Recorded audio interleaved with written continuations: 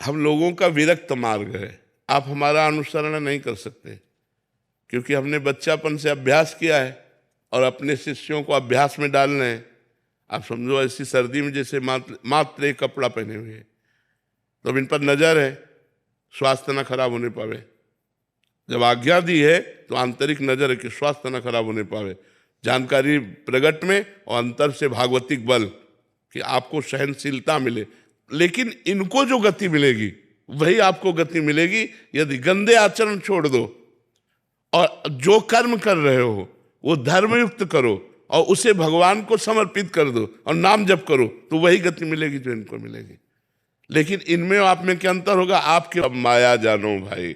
माया का स्फुरण जो होता है वो मैं, मेरा, तू, तेरा, और जहां तक इंद्रियां और मन जाए सब माया है। आ ब्रह्म स्तंभ पर्यंतम सर्वम मायामयम जगत सत्यम सत्यम पुनः सत्यम हरेर नामैव केवलम।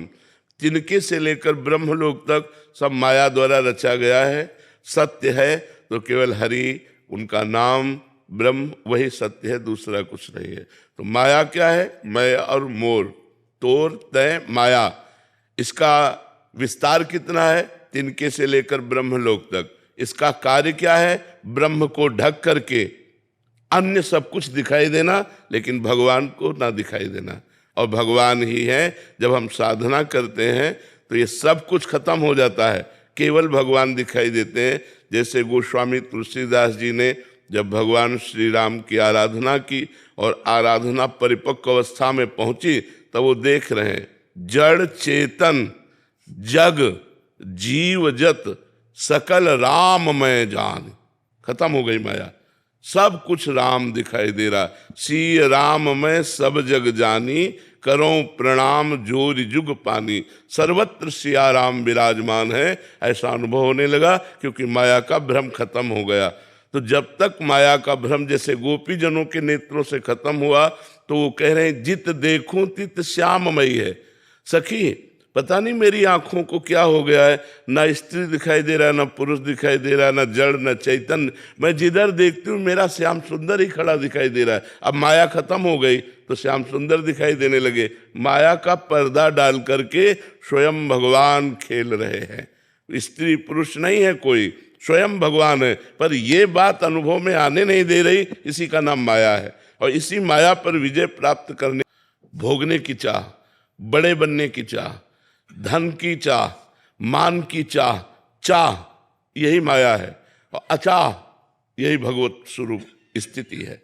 जा ही न चाहिए, जा ही न चाहिए, कबहु कछु तुम सन सहज स्नेह, बसो निरंतर तासुर सो राउर निजगे। जिसे कभी कुछ नहीं चाहिए, कुछ नहीं चाहिए, कुछ नहीं, कुछ नहीं मतलब कुछ नहीं, चाह ही नहीं है, कोई चाह नहीं है, वो साक्षात भगवान है। साक्षात भगवान उसके हृदय में प्रकाशित हो चुके। अब वो नहीं, अब स्वयं भगवान अपना घर बनाकर उसके हृदय में रह रहे। अचाह, जो साधना करके संत महापुरुष भगवान को प्राप्त होते हैं, उनकी स्थिति क्या होती है? सकल कामनाहीन जे, कोई भी कामना नहीं, कोई भी चाहत नहीं। अगर चाहत है तो माया है, चाहत नहीं है तो माया नहीं है। ये सबको रौंदे दे रही है चाह, यही चाह सबको रौंदे दे रही। कोई गलत मार्ग में जा करके चाह कर रहा है, हिंसा के द्वारा, झूठ के द्वारा, चोरी के द्वारा, घूसखोरी के द्वारा। कोई थोड़ा धर्म मार्ग में जाकर चाह कर रहा है, लेकिन धर्म और अधर्म दोनों मार्गों से चलने वाला चाह में ही स्थित है। जो चाह से ऊपर उठ गया वो परम धर्म, प्रेम धर्म या सांख्य धर्म, इनके द्वारा वो भगवान को प्राप्त करता है।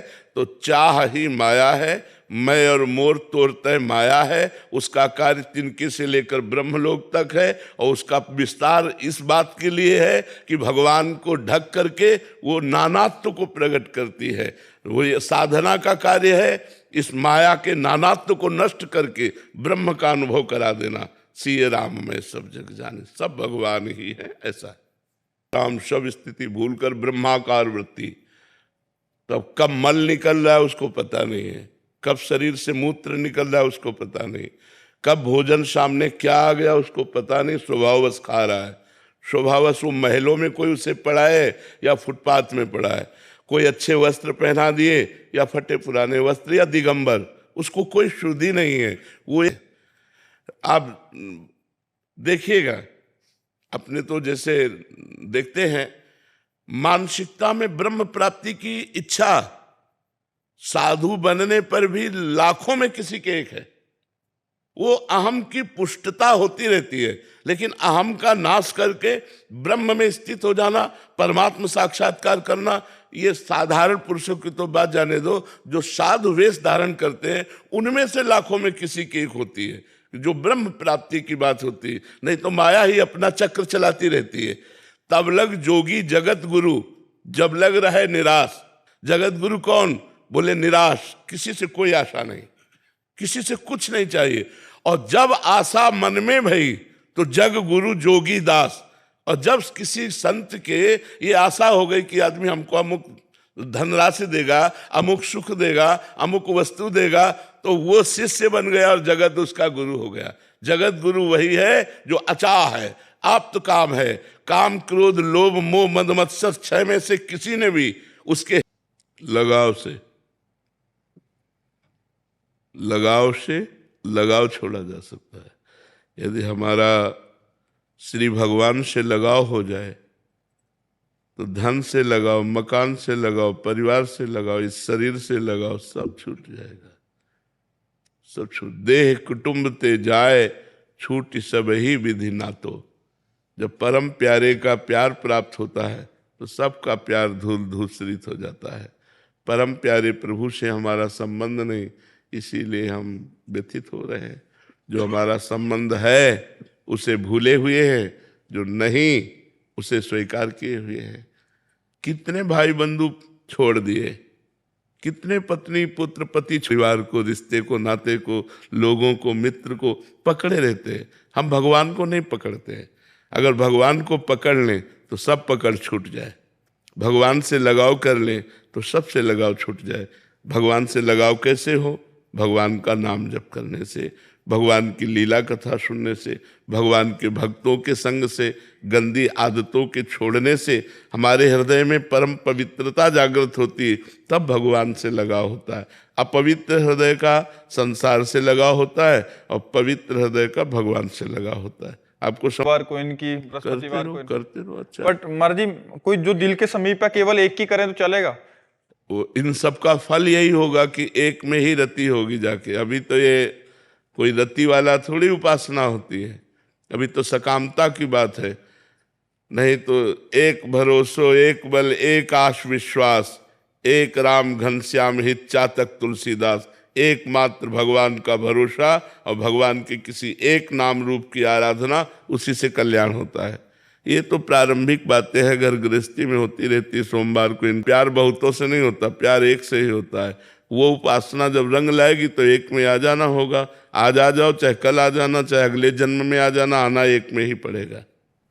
आरती हो रही है ठाकुर जी की, कीर्तन हो रहा है ठाकुर जी का, और ठाकुर जी के जो विविध प्रोग्राम पढ़ते हैं हम उनमें समय दें तो हम बाहर रहते हुए भी वृंदावन में अपने को अनुभव करेंगे। क्योंकि वृंदावन का प्रोग्राम है ना, तो ये राधा के लिए कुंज है, उस समय आपकी मानसिक स्थिति वृंदावन में है तो वो आपको चार्ज करती रहेगी। वृंदावन को चिंतवन यह दीप और बार, कोटि जन्म के अघ तमय काट करे उजियार। करोड़ों जन्मों के पापों का नाश करके हृदय में दिव्य प्रेम प्रकाशित कर देता है वृंदावन का चिंतन। ये परिक्रमा मार्ग है। ये यमुना जी हैं, ये बिहारी जी गए, उनको प्रणाम किया। रोज आने में क्या परेशानी है? कहीं भी हो, अपने मानस कैमरे में खींच लो वृंदावन को, रोज वृंदावन आओ, 10 मिनट एकांत बैठ जाओ और मानसिक के द्वारा आप वृंदावन आए, बिहारी जी आए, आप हमसे मिले, प्रणाम किए, यमुना जी गए, सब कुछ कर सकते हो। प्रगट वृंदावन सेवन का फल है मानसिक वृंदावन की सेवा।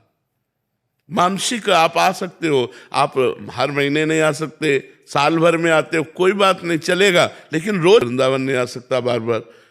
अब ये मान लो आसपास कहीं नज़दीक हो तो महीने 2 महीने में आ, कोई अमेरिका में रह, कोई विदेशों में रह रहा है, वो कैसे आए? तो इसलिए आप जो भी सुन रहे हैं हमारी बात को मानिए, वृंदावन वास का ही फल मिलेगा यदि आप वृंदावन का रोज चिंतन करते हैं। वृंदावन की उपासना करते हैं, वृंदावन की आराधना करते हैं, तो आपको ये कभी अनुभव नहीं होगा कि मैं शक्तिहीन हो रहा हूँ। आपको शक्ति का, अच्छा वृंदावन में रहकर कलकत्ता का चिंतन करो, बंबई का चिंतन करो, तो आपको शक्ति मिल जाएगी क्या?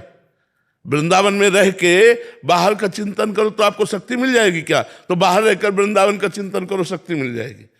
जरूरी नहीं है सब लोग वृंदावन वास करें। सब लोग वास करेंगे तो हमारे कार्य कैसे चलेंगे? सब अपने अपने कार्यों में रत रहो, वृंदावन का चिंतन करो, नाम जप करो, साल 2 साल 6 महीना 2 महीना में जब आपको टाइम मिले तब आकर वृंदावन में दर्शन आदि कर जाओ। फिर नवीन ऊर्जा आपके अंदर है, फिर उसका प्रयोग करो। और मोबाइल से रोज सत्संग सुनो, मोबाइल से रोज प्रोग्राम देखो, तो आपको लगेगा कि मैं वृंदावन में ही हूँ, क्योंकि उपस्थिति वहीं होती जहाँ हमारा मन होता है। जब हमारा मन सुन रहा है तो वहीं उपस्थित है जहाँ हो रहा है, और ये प्रोग्राम वृंदावन में हो रहा है, इसलिए वृंदावन में ही आपकी उपस्थिति प्रयोग कर रहे हैं। लेकिन उसका सही अर्थ है कि जीवन में मन का नियंत्रण नहीं है, उसे आप आत्मनियंत्रण, आत्मा तो निर्विकार है, सच्चिदानंदमयी है, उसका नियंत्रण क्या अपने आप में वो स्थित है, वो किसी की गुलाम नहीं है। लेकिन आप अपने स्वरूप को भूलकर मन के गुलाम हो गए हैं, और मन नियंत्रण में नहीं है और इंद्रिया नियंत्रण में नहीं, इसलिए मनमानी आचरण, इंद्रियजन्य भोगों की प्रबलता के कारण हमसे होते रहते हैं। सीधा प्रश्न ये है, अब इसका उत्तर है कि जब तक हम साधना नहीं जपो तो आप पहचानने लगोगे मन हमारा गया, गलत गया कि सही गया।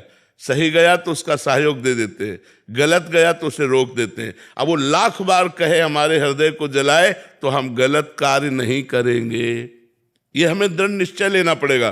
तो धीरे धीरे जिसे आप आत्मनियंत्रण कह रहे हैं वही मन का नियंत्रण है। आप आत्मा को मन से संबोधन कर रहे हैं, अंतःकरण से संबोधन कर रहे हैं, तो आपका मन आपके नियंत्रण में आने लगेगा। आत्मा तो आप ही है, आपका नियंत्रण अपने आप से आपका क्या, वो तो निर्विकार है। ये आप मन की बात कह रही हैं, समझ पा रहे हैं? बार उसका चिंतन करना पड़ेगा, हमें उसके विषय की जानकारी करनी पड़ेगी, हमको उसी विषय में लगे रहना पड़ेगा, तो हमारा मन लग जाएगा।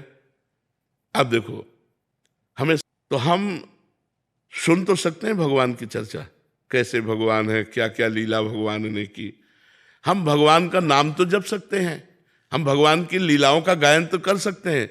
अगर 2 चीज हम कर लिए, श्रवण कीर्तन, तो तीसरा सुमिरन, सुमिरन प्रारंभ हो जाएगा। और जहां सुमिरन प्रारंभ हुआ तो मन विक्षेप रहित होकर भगवान में लग जाएगा। इसके लिए वर्षों लगेंगे, अभ्यास करो, बार बार नाम जप करो भगवान का। जब मन जाए, जहां जाए वहां से हटाकर भगवान में लगाओ। बार बार मन को अगर लगाते रहे तो अभ्यास योग युक्तेन चेतसा नान्यगामिना, अभ्यास योग के द्वारा हम ऐसी स्थिति बना लेंगे कि हमारा चित्त कहीं जाएगा ही नहीं, श्री भगवान में ही लगेगा। लेकिन इसके लिए लंबा अभ्यास चाहिए। तू दीर्घकाल निरंतर सत्कार सेवितो दृढ़ भूमि, लंबे समय तक अगर हम निरंतर नाम का अभ्यास करें तो हमारा मन